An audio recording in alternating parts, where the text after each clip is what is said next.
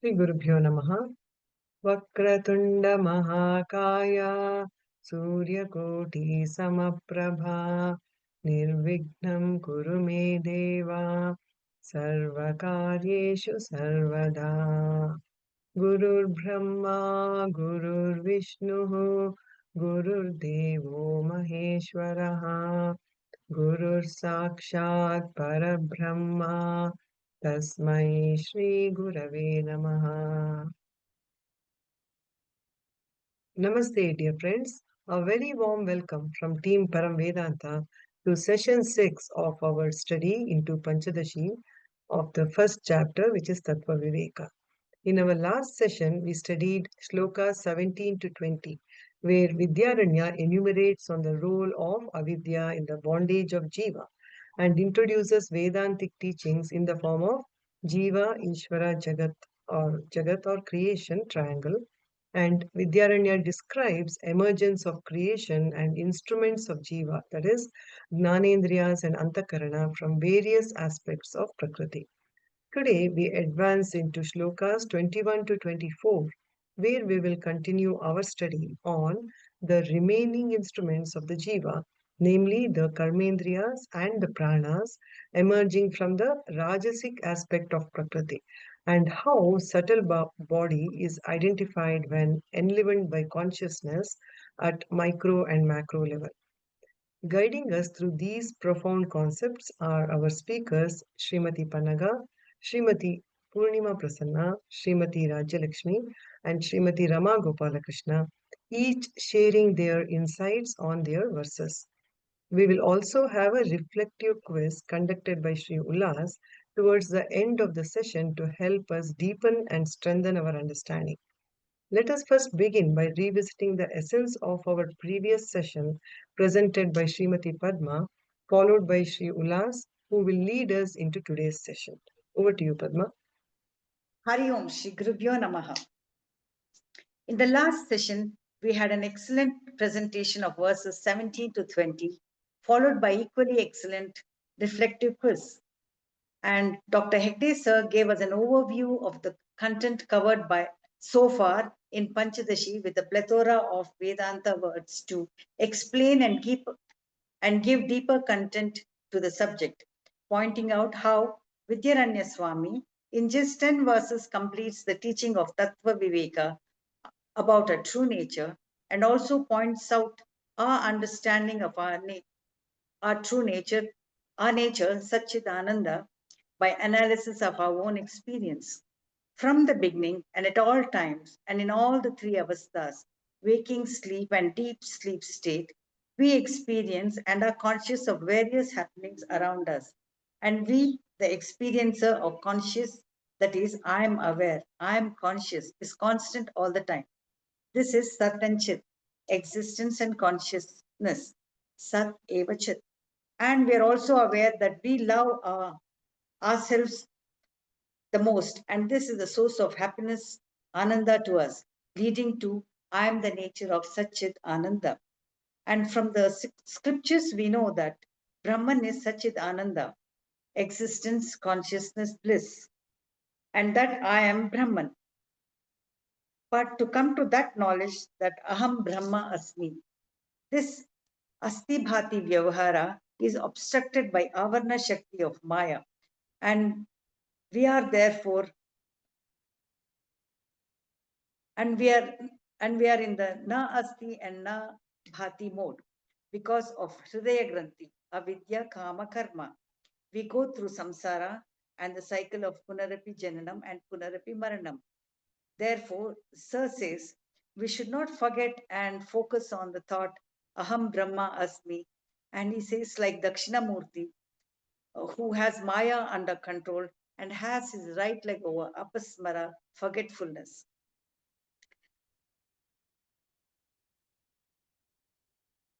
Vidyaranya Swami, to show us Tattva Viveka, our true nature, begins with the triangular format of Mithya Jiva Jagat Ishwar by Adya Rupa and creation of and later Apavada of the same. Verse 17. Avidya Avashagastvanya Sthat Vaichitra yada nekada sa karna shariram syat prajna tatra bhimavan. The threefold Trigunatmika Prakriti, in that which there is reflection of Brahman and is composed of three gunas, Sattva, Rajas, and Tamoguna. Brahman, original consciousness that is Chaitanya, reflecting with Sattvic Pradhana Prakriti is called Maya. Brahman, the Chaitanya reflecting on Rajasic Pradhana Prakriti is Avidya. Brahman, Chaitanya reflecting with Tamoguna Pradhana is Prakriti. Maya is one, Avidya is infinite. Prakriti too can multiply and diversify, creating this diverse universe in all its totality. All the three, Maya, Avidya, and Prakriti, are responsible for the creation of Jiva, Jagat, Ishwara. Brahma Chaitanya, reflecting with Tamoguna Prakriti, manifests as Jagat. When Brahman reflects on Maya, we get Pratibhimba Chaitanya, Ishwara, Saguna Ishwara, Sarva Gunatvam, the god of religion. Ishwara, Sarva Gunatvam, and also all pervasive, Vyapitvam, Vyapitvam. Swami Paramarthanandaji says, here the reflecting medium, Maya, and the reflected consciousness, Pratibhimba Chaitanya, cannot be separated. And this inseparable mixture is Purusha Prakriti or Ardhanareshwar, the universal parents.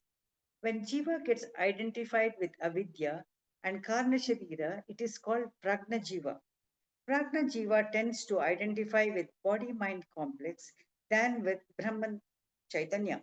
The Jivas, the individuals, have sattva, rajas, and tamasic gunas in various degrees and mixtures, creating diverse and infinite number of jivas. Verse 18. Tamaha pradana prakrute sthat bhogaye shravagnya viyat pavan tejambu bhuva bhutani jagnire.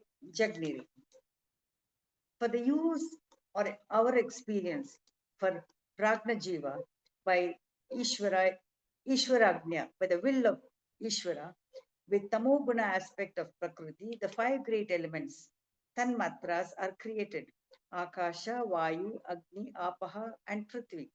Since they are born of Tama Pradhana Prakriti, they are Jada, and cannot know or do anything. The inert universe is for Jiva, not for Ishvara, because of the karmas associated with the Jivas, and Ishvara is not associated with karmas. Verse 19. Sattvam Shaihi Panchabis Tesham Kramadhin Indriya Panchakam Shotra Tvag Akshi Rasana Grant Akshayam Upajayati. From the Sattva Guna aspect of the five elements, the five sense organs are born. Shrotra, ear, with the capacity to hear. Tvag, skin, with the capacity to sense. Akshi, eye, the capacity to see. Rasan, tongue, with the capacity to taste. Grana, nose, with the capacity to smell. The Jnanendriyas operate on the realm of perception. Verse 20. Taihi antakaranam sarvai vrittibhedena tadvida. Mano vimarsha rupam syad buddhi nishchayatmika. From the sattva guna aspect of all the five elements, the Panchabhutas, together is formed the antakarana or inner instrument. Vritti bhedena tadvida. The antakarana is the nature of thoughts. They are one instrument with two different functions. Manas, that is mind, buddhi, intellect. In some texts, it is referred to as the fourfold inner instrument. Manas, the nature of mind, is the mode of doubts, indecisive, and oscillates between two diverse options. Chitta memory, it is stored in the mind, helps and serves the mind in retaining and recollecting thoughts. Buddhi, intellect, is nishchayatmika. The nature of buddhi is of firm conviction, where knowledge is there, firm, clear, and decisive. Ahankara, ego, is considered as part of the intellect's function. Ego is that which appropriates all the functions and actions to itself. Why is it called antakarnaha, inner organ? Jnanendriyas operate on the realm of perception.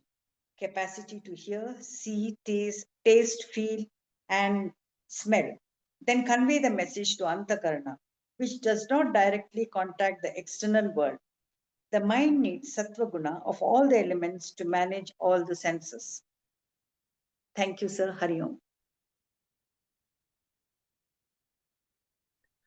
Thank you, Padmaji, for such a great recap for the last class. सदाशिवसमारम्भां शङ्कराचार्यमध्यमाम् अस्मदाचार्यपर्यन्तां वन्दे गुरुपरम्पराम् ॐ. We are here discussing and contemplating over a very great text called Panchadashi. And our whole idea behind all these Vedantic studies is what? Is knowing about our true self, the self knowledge. And Panchadashi is called a manual of that. So, no other greater text, right? So, we are blessed to be here discussing about it. And the idea here we are in these classes we are doing is we are starting from the very basic understanding. We understand our body, we understand our mind. So it is like we are tap and transport approaches happening. They're tapping us into where we already are, and then it will transport us into the area where it wants us to take. So we'll start from body mind and ultimately go to Brahman. So because that is if you directly go to Brahman, that becomes difficult for to understand. So Panchadashi takes us step by step from what we understand to what it wants us to understand. Ultimately, we are getting it to the self knowledge. Next slide. So today, what we will do is see ultimately what happens is self knowledge. The problem why we don't have the self knowledge is because we have that ignorance about our true self, and that ignorance becomes the karanam of the whole samsara. So that avaranam becomes the karanam. Avaranam on our true self, that whole knowledge about that true self becomes the karanam of the samsara, and then that becomes the karanam of our suffering. And all we are trying to do here is to get alleviated out of that suffering. So for that we have to understand what's the cause of the suffering, which is samsara. What is the cause of the samsara, which is the avidya of our true self. So we have to get rid of that avidya. So that avidya is the key word today, and we'll go from there. So today we are discussing verses 21 to 24. We have done previously verses in the last classes, and today we'll be focusing mainly about the subtle body. See, what happens is whenever we talk about I, usually in general sense, I am only referring to this my gross body of this flesh and bones and all these things which I can actually sense and taste and perceive. But what they are trying to do here is trying to make us go deeper. That when I consider I, it is not just this gross body, but they are not trying to take us like very quickly to the ultimate. So they're step by step taking us. So hand holding. So in that, they're going to tell us that we have this gross body, but then there is certain thing behind this gross body also which is enlivening it. There are certain things which are functioning behind, like the subtle body, and then there is a causal body, so that we can slowly go there. And then they'll talk about different components of that subtle body, like we have organs of knowledge. Now when I see this body, I don't directly perceive that there are some things called jnani indriyas and all. But once we understand this, then we get to understand, okay, then there are organs of action are there, then there are different life forces happening. Today I understand that there is only prana, that I'm breathing in, breathing out. But then there are so many different functions happening in the body, like my stomach is happening, excretory systems, etc., etc. So many things are going on. Then there is mind, then there is intellect. Mind, generally they say that it is like the one which is making all the options. Today should I play football or cricket? And the intellect is kind of deciding that no, let's play cricket today. So there are so many things going on behind the body is what is being told. Behind the gross body is what is being told in these verses discussing about the Sukshma Sharira. And then what is the Sukshma Sharira at the individual level, and then what is it at the cosmic level, at the micro and the macro level. So this is what we'll study. So then what is our task today? In the next slide we'll see There are so many terms that they will introduce. What is Taijasa, Prajna, Hiranyagarbha, Ishwara, Avidya, etc. etc. So we should understand all of them. But the entire thing is not about just to memorize these Sanskrit terms. We have to understand that I am not just this gross body.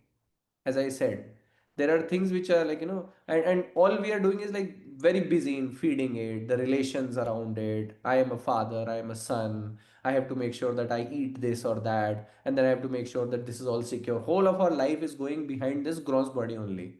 But we are lucky that we are here to understand what is behind the scenes happening, because then only we get to know the real picture. And then there is some invisible structure behind it, so we'll get to understand what is that.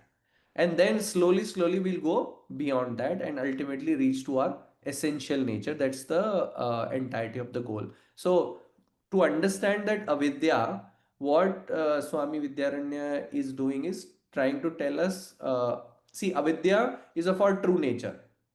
So, and this is happening because when we see around in our world, there all this prakriti, there is, we see that there is a gross world is there, this gross body is there, and then we have a notion that there is some God sitting up there. So, what is the relation between me, the God, the world, all these things, and then what is its relation to Brahman? So, what they do is to understand this avidya part, he's introducing us to prakriti. And to for understanding prakriti, is taking us to understand what is, there are three gunas, sattvic, rajasic, and tamasic. So the sattvic aspects we saw in the last class. In today's class we will see what are these rajasic aspects of prakriti, and then later on we'll also see tamasic. So we'll get the full understanding of prakriti, which is again, so they're slowly building that whole story up. So once we understand that, then at the all our speakers are going to take in detail about what are those organs of action, and what is the Hiranyagarbha, etc., etc. And then at the end, let's meet at the quiz. Let's be very carefully listening to all that so that we can answer all the questions at the end of the quiz. So I'll not be coming in the between, in the middle of different speakers. So let's get started with our first speaker for What's 21. Pannagaji, please. Harihi Om Shri Gurubhyo Namaha. Let's chant the verse first and then we'll look at its meaning.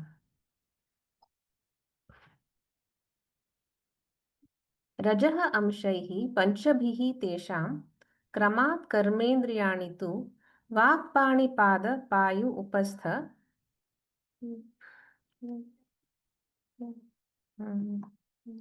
abhidhanani jagnire. So the translation is like this.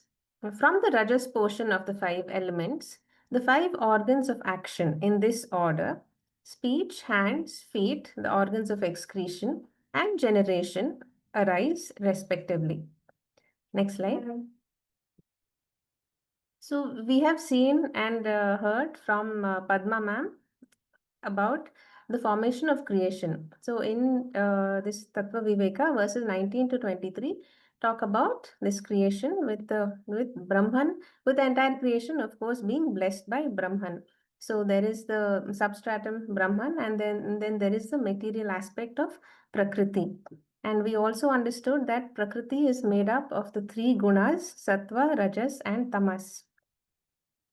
When Prakriti, okay, we have learned, we've seen all of this before, but I just thought I will repeat it because it helps us be very clear about this triangular format, the Ishwara, Jiva, and Jagat.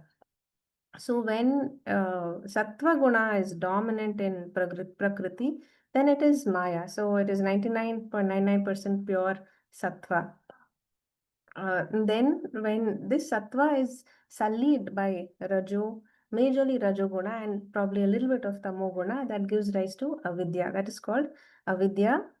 The same prakriti is called avidya. And then when tamoguna is dominant, that is when there is hardly any movement at all, then that is prakriti. It's not given a special name, so it's just called prakriti. Maya, blessed by Brahman, is Ishwara, and avidya, blessed by Brahman, is Jiva. So when we can say that the living world can be called Jiva because there is dominant Rajoguna, and then when there is dominant Tamoguna, the non-living world, then that is Jagat. So that is our Vedantic theory of creation. Next slide. Now, though we say that the dominant Tamoguna is called the Prakriti or the Jada Prakriti, it is not that the other two gunas are absent. They are present, but in a very smaller proportion. So we have also heard from Padma ma'am about the creation of the five Pancha Mahabhuta, and that from the Sattvic aspect, the Gnana Indriyas and the Manaha and Buddhi arise. In this verse, in verse 21, we're going to see how the Karma Indriyas, the Karmendriyas and the Pancha Prana arise from the Rajasic aspect of these Tanmatras. Next slide. So one thing that I would like to draw attention to, that when we say the Gnanendriyas and the Karmendriyas, the Gnanendriyas are the sense organs and the Karmendriyas are the organs of action, it is not the organ itself. It is the faculty of that action. So the gross body, the gross organ is called the golakam. It is a part of the sthula sharira, and it appears after panchikaranam or grossification. And the indriyas, they belong to the subtle body, from the subtle tanmatras, and they exist even before panchikaranam. So an example that is given is, if you consider a person sitting in an office, the person is the indriya and the office is the golakam. So the office is the non-living part, and the person, the indriya, is the actual enlivening part. And the indriyas travel after death with the Sukshma Sharira. So the gross body we know is destroyed, but the indriyas travel with the Sukshma Sharira. And I think probably that explains why some people have poor eyesight, maybe from birth and all of that, maybe. And yeah, and the Gnanendriyas arise from the Sattva Guna, Karmendriyas from the Rajoguna, and the Karmendriyas play the role of doing, interacting with the external world. Next slide.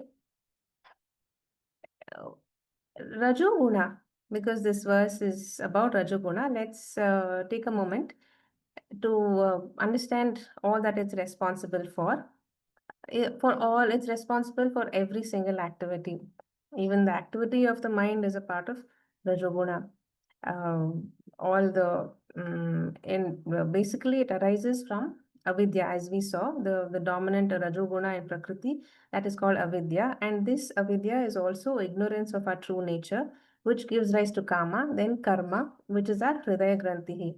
So then this leads us to disequilibrium, excitement, stress, all that, and our shadripus, kama, krodha, moha. And one action leads to the next, and we're constantly creating punya and papa and constantly being reborn. That's why Rajoguna keeps us in spiritual stagnation, in samsara, that is in bondage and sorrow. Next slide. So in this verse particularly, we see from which element, from which Pancha Mahabhuta arise, which karmendriya, that is which organ of action. So from Akasha, space, arises the vak, mouth, which gives rise to the faculty of speech. From Vayu, it is the hands, the pani, and it is the faculty of touch or feeling. From Pada, it is the feet, which gives rise to the faculty of movement. So again, the golakam will be the legs, but the faculty of movement. So sometimes I'm sure a lot of doctors also will know, will see every day that the legs look perfectly all right, but they will not be able to move. They will not be able to lift their leg. So that faculty of movement, that is the karmendriya. And there is apaha, which gives rise to the organs of procreation. And then the prithvi is the organs of excretion. And yeah, okay, I think I mixed that up here. Yes. So, but we should know that all of this, next slide, but we should know that, like Ullas also mentioned, that all of this is an Atma, and what is the substratum is the Atma. And that's what Adi Shankara says in the Nirvana Shatakam. He begins it by saying that Mano Buddhi Ahankara Chitta Ninaham. And in the first verse, he cancels all the Gnanendriyas. In the second verse, in the third line, we can specifically see he says, Na Vakpani Padau, Na Chopasta Payu. So all of these karmendriyas are also not you, and you are Chidananda Rupaha Shivoham Shivoham. Thank you, Hari Om.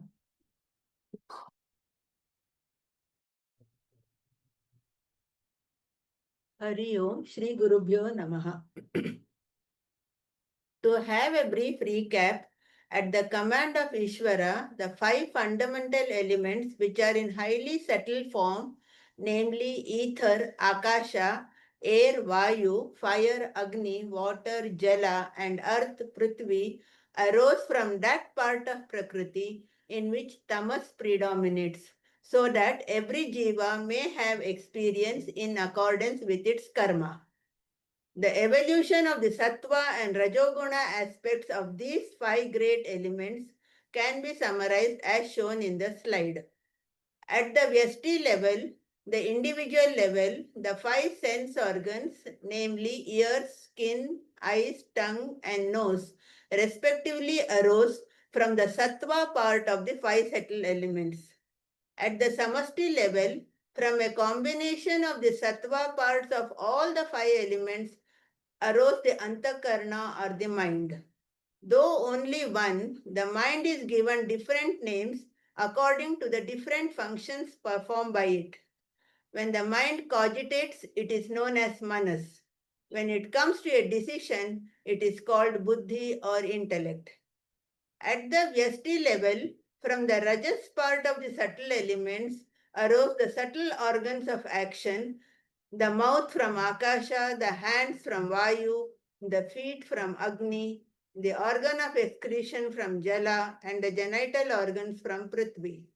Here it should be noted that these are not the physical organs bearing these names, but their subtle counterparts in the subtle body. The presiding deities in order of these organs are Agni, Indra, Vishnu, Yama, and Prajapati. At the samasti level, from a combination of the rajas part of all the 5 subtle elements, arose prana or the vital air.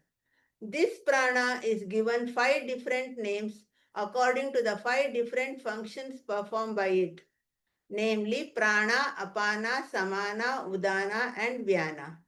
Next slide, sir. Coming to the verse, तै सर्वैः सहितैः प्राणः वृत्तिभेदात् स पञ्चधा प्राणोपानः समानश्च उदानौ व्यानौ च ते पुनः. In the previous verse, we saw the vyasti, what happens at the individual level. In this verse, we are talking at the samasti level. Tai sarvai sahitaihi. At samasti level, what happens is, from the rajasic aspects of all the 5 elements in aggregate, vital air prana is born, or pranamaya kosha is born. Vritti bhedat sa panchadha.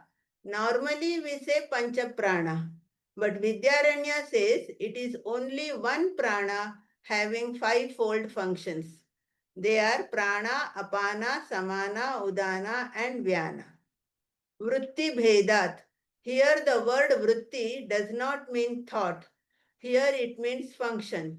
So vritti bhedat, because of functional differences, sa means that one prana, the one air that we breathe in different locations when it goes, it is given different names. Panchadha, 5-fold manifestations. Next slide, sir. Prana, prananat prana. Because of respiration, it is called as prana. The residence of this prana is at the tip of the nose. This prana vayu or forward moving air helps in breathing, swallowing of food and drinking of liquids. Apana, apananat apana. The apana vayu or air that moves away helps in throwing out the waste from the body like urine and fecal matters. It rests in the lower parts of the body, the organs of excretion. Samana, Samikaranat. The Samana Vayu or balancing air helps in assimilation and digestion of food. Energy is built in the body. This Samana Vayu rests in the navel stomach region. Udana, Udvejayati, stirs. Udana Vayu or upward moving air helps in talking, spitting, stirs out undigested food. At death, the power by which the soul is pushed out of the body is called as Udana. Its resting place is the throat. It's a painful place. It shakes up the body. Vyana, Vyanayati Annam. The Vyana Vayu or outward moving air circulates energy throughout the body. It distributes the nutrients of food to all parts of the body. It is antagonistic to all diseases. It also helps in opening and closing of eyes. This Vyana Vayu circulates throughout the body. Thus, the five Gnanendriyas and five karmendriyas at the Vyasti level and the two Antakarnas, Manas and intellect, and the five pranas at the Samashti level, total 17 components form the Sukshma Shariram. Some Vedantic scholars count memory and ego as also two more components of the Sukshma Shariram. Sukshma Shariram is thus created. Next is the creation of Sthula Shariram, which will be talked about in the coming verses. Shri Gurubhyo Namaha. Thank you, sir. Sri Gurubhyo Namaha. Today I am going to discuss about the verse 23. Buddhi karmendriya prana panchakair manasadhiya Sariram saptadasabihi sukshmam tallingam uchyate. In this verse, Vidyaranya Swami have consolidated all the 17 components of the body.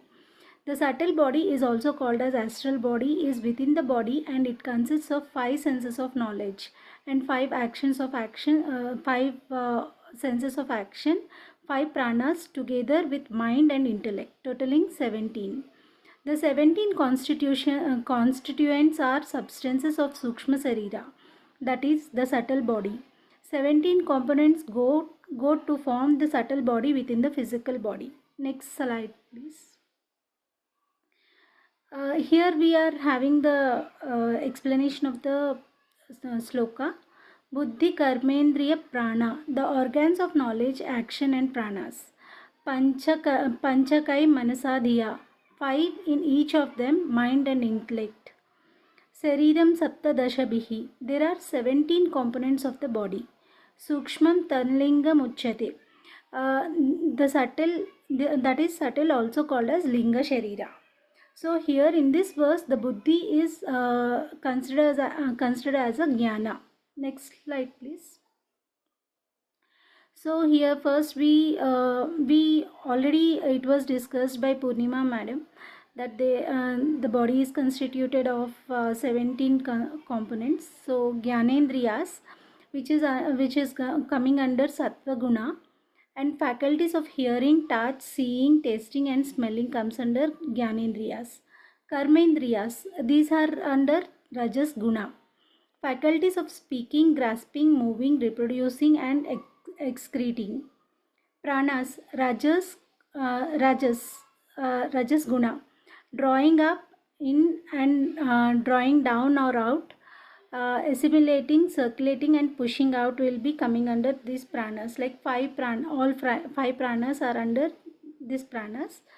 Karana, Sattva, this comes under Sattva Guna. Indecisive, mind and memory. Next slide, please. The word Linga Sharira, like in the verse we have a Linga Muchyate, right? So that means Linga Sharira means pointer or indicator, and the following are the three reasons why the term so effectively describe the subtle body. Sentiency. Consciousness is present in both inert and living bodies, so it cannot indicate the difference between the dead body or a live body. To check if a person is dead, people check for any signs of life. Linga means sign. It is subtle body alone. The principle of sentiency, which indicates the presence of life. Interactions. The interactions with the outside world are done primarily with the subtle body. It is to Linga Sharira that questions are put, such as who is there, therefore it is a linga. It indicates the self. Through smoke, we comprehend fire. In the same way, through sentency of the Linga Sharira, we infer the presence of self, which is not directly perceivable. Thus Linga Sharira is a pointer to the self. Hari Om. Thank you.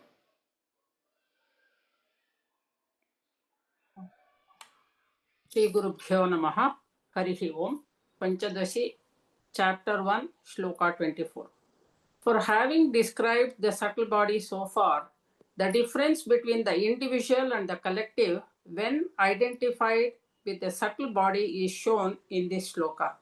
And the shloka says, Pragnas tatrabhimanena taijasatvam prapadyate Hiranyagarbhatamishaha tayorvyashti samashtita. And the translation says, identifying with the subtle body, prajna becomes known as Taijasa. Identifying with the subtle body, Ishwara becomes Hiranyagarbha. Despite the subtle body being similar, the two differ at individual and collective level, that is Vyashti and Samashti. The next slide defines Ishwara Yam, that is Ishwara with the Maya, and Ishwara Ye, that is Ishwara with Avidya, which helps us to know our essential nature. The Brahman associated with Sattva Pradhana Prakriti is Ishwaraha and is denoted as Ishwara Yam, who is omniscient, omnipotent, and omnipresent. The Brahman associated with Rajas or Tamas Pradhana Prakriti is named as Jivaha and is denoted as Ishwara Ye. Rajas or Tamas Pradhana Prakriti serves as the material cause for this universe. So it produces innumerable jivas and with a diverse and imperfect nature, resulting in restlessness, ignorance of the self, or even delusion. Next slide helps us to recollect Vyashti and Samasti. Vyashti is individual and Samasti is total. Single tree is Vyashti and a group of trees called forest is Samashti. Individually, a portion can be a kitchen or a room. Collectively, it is a building. So the different roles played by Sri Ramachandra will help us to understand more about Ishwara, that is in the next slide. The same person called Sri Ramachandra played the role of a son, a brother, a husband, a student, and a master associating with different people. Likewise, Brahman gets different names at individual and total levels depending on the upadhis or conditions. Moving on to the next slide, we see different names of Brahman subject to upadhis or conditionings. Brahman is called as Ishwara M, Hiranyagarbha, and Virat, corresponding to collective, causal, subtle, and gross bodies, respectively. Yet, when Ishwara or Jiva identifies with causal body in deep sleep state, it is known as Pragnaha. The same Jiva or Pragnaha identified with the subtle body in the dream state is called Taijasaha, and Vishwa with gross body in wakeful state of the mind. In the next slide, we see the word Tatra. That is a very important word. Let us interpret the word Tatra with respect to Vyashti and Samasti.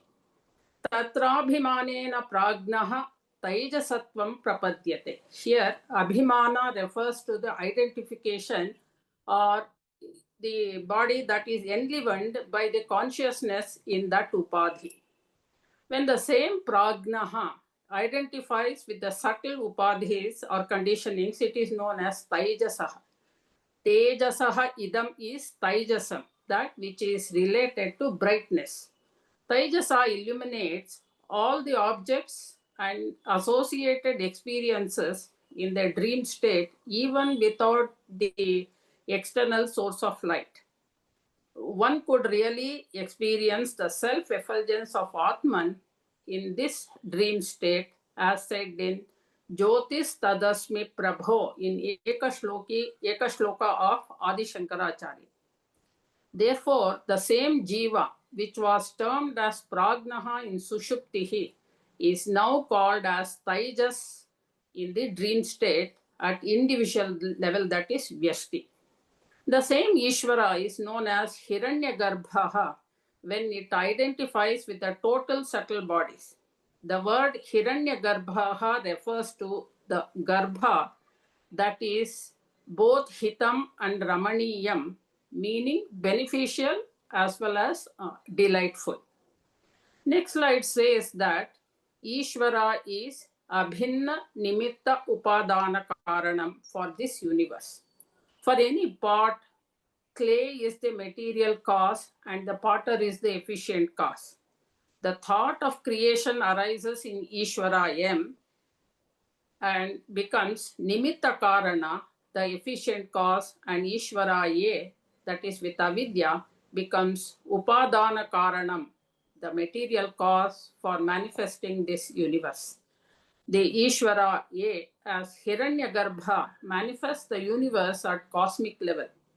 So Jiva is Ishwaraha when identified with the total, and it is Brahman when disidentified with the total. So whether it is identification or disidentification, that makes the difference. But the partial identification makes the Jiva to be a miserable samsari. Hiranyagarbha has samashtitva, while Taijasa has vyashtitva. No samsara for Hiranyagarbha, and Taijasa has the Mahasam problem, that is Mahasamsara. There is difference at micro and macro levels. Thank you. Harihi Om. Shri Gurubhyo Namaha. Thank you, Ramaji. That was wonderful, and all other speakers did a great job in making us understand this. So, here, what we see that the whole idea is about identification of Brahman with A or B or C. In different contexts, only the context changes, but the main adhishtanam is the same. When Ramaji gave a great example. Similarly, it's like when a student goes to school, he is a student. When he goes to play cricket, then he becomes a cricketer. So the same, different roles. When you identify with what, you become different. Another example we can understand it with this. We talked about a Vyashti level, then a Samashti level, and then maybe from there we go to the Adhishtanam level. So that is how our natural progression has to happen. For example, I like to give example again of cricket, that let's say I identify myself as a supporter of Royal Challengers Bangalore team in the cricket. So now I am at a Samashti level, or sorry, Vyashti level. Now, if RCB wins and let's say Rajasthan Royals gets defeated, then I'm happy. So I am identifying myself at a Vyashti level. But let's say now I get to a broader level. Let's say now I identify with Indian team as a whole. So now it doesn't matter whether Virat Kohli is who and KL Rahul is coming from where and all. So different states they are coming. But now they are me only. Now I'm identifying myself. I am the same person. I was earlier identifying myself as an RCB fan. Now I am identifying myself as an Indian fan. But now again there is a little bit that okay, maybe there is a Shane Warne and then there is an AB de Villiers. They are different players. They're outside India. So then there is again a distinction only based on identification. So RCB was like a Vyashti, and then India is like a Samashti. And this is just my understanding, my example. I'm not quoting any Swamiji here. But at the Adhishthanam level, let's say I am a fan of cricket. So now it doesn't matter which player, which country, which city, which state. I identify myself with the substratum of everything. Now there is no anybody wins, anybody loses. There is no suffering. There is no extreme joy. I'm at a samatvam level because I'm just enjoying the game of cricket. So it's all about identification. It's all about the change of the attitude. Our attitude right now is at a very, very parochial, very, very narrow level. So what they're trying to do is it's trying to expand it, like how they did it in the Vishwarupa Darshan also. So just from our narrow understanding, they'll slowly widen it. There we are trying to understand the cause of samsara, which is like the prakriti, and then we are getting into the details of all the different gunas, because that's where we identify ourselves with. And slowly from there it comes to the adhishthanam level. So here we understood that from the Rajo Guna we got all those components of the subtle body. And now let's get into the quiz and just see what we have learned so far, how well we have grasped that. Sir, I would request you to maybe answer a few of these questions. So just it's a match the following. What do you think a gross body, subtle body, and a causal body in these terms? Gross body perishes at the time of death. The Correct. subtle body carries impressions, whereas the causal body represents avidya, ignorance seed. Correct.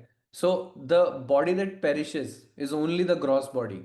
So that is where we get to understand that gross body is not the entirety of it. Maybe in this class we all understand this, but generally this is where we kind of, many times the understanding is that the gross body is the one that the entirety is, but that is the one gets perished, and then the impressions still carry on.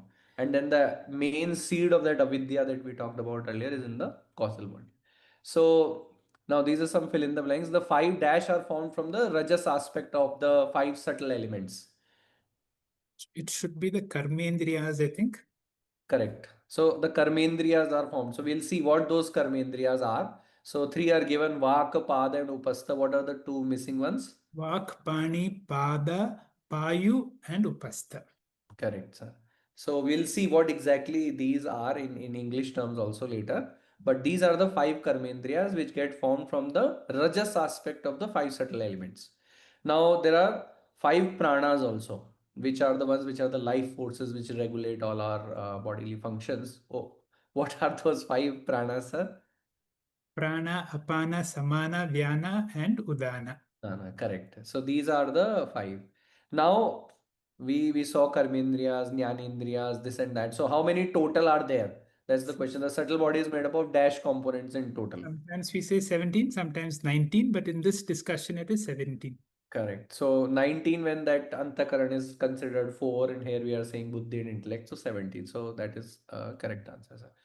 So again, another match the following just to understand what the karmendriyas are. What does vak help us do? What does pada help us do and all?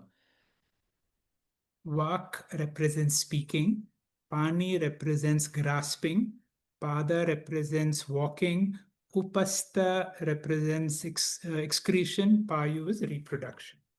Correct. So I think it's self-explanatory, not much to talk about here.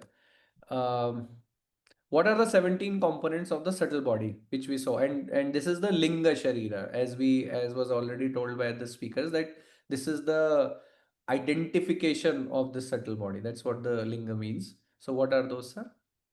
I think everything is listed here. Correct. So it is all of the above. So all the Jnanendriya, Karmendriya, Pranas, Manas, and Buddhi.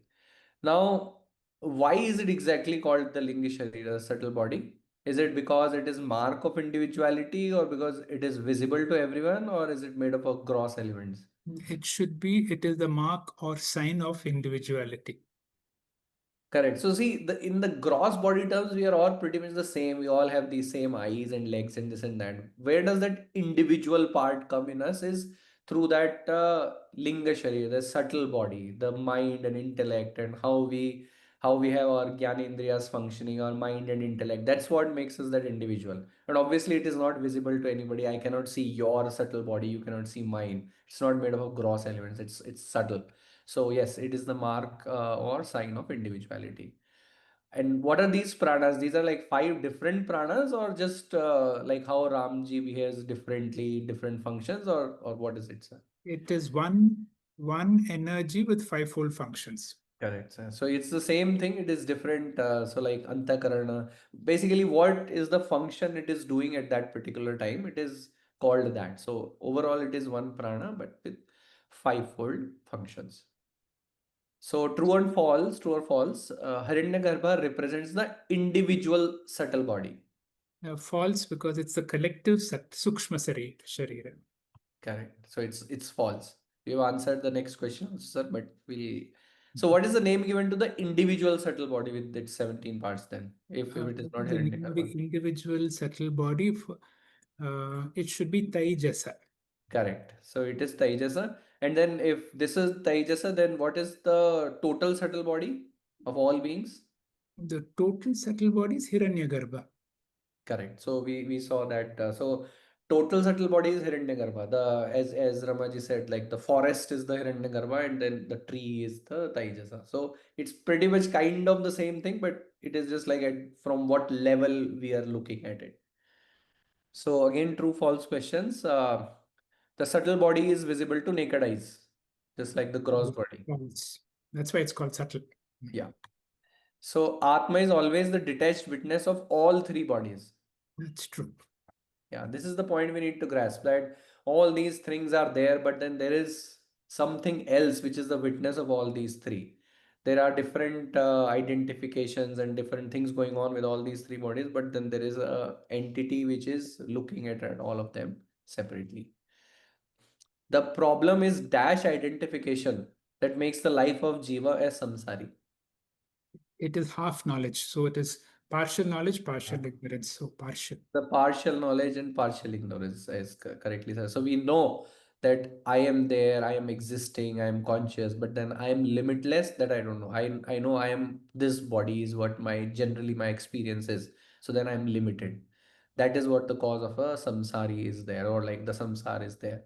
Once I know that I am, that is the full identification, and then there'll not be any more problems like that. So yeah, great. I think we have reached to the end of the quiz. Thank you so much, sir. Over to you. Thanks, Ullas. Very simple and very nice teaching quiz. Thank you, sir.